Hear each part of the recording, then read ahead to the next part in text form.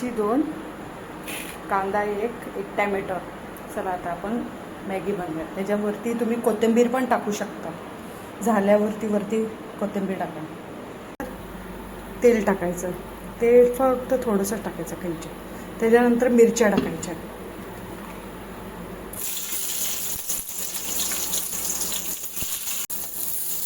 कांदा लालसर थोडंसं टाकायचं.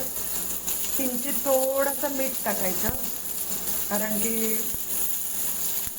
कांदा जरा चांगला फ्राय होतो. कांदा भाजला त्याच्यानंतर एक टॅमॅटो.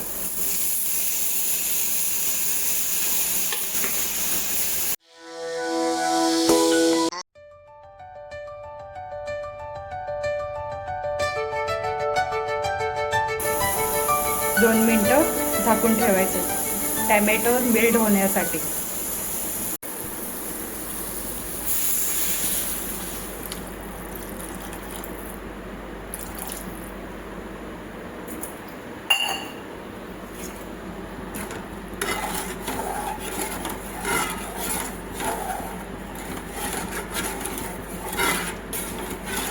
झालं.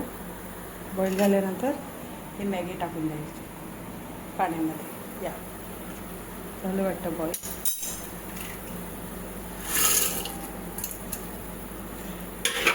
थोडंसं हे करायचं,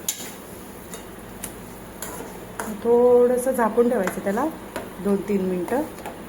नंतर तुम्हाला दाखवते. A few moments. आता आपण कोथिंबीर टाकूया.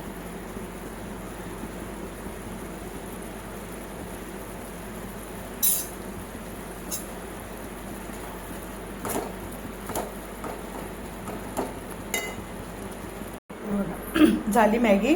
आता आपण टेस्ट करूया. अच्छी बात कही आप.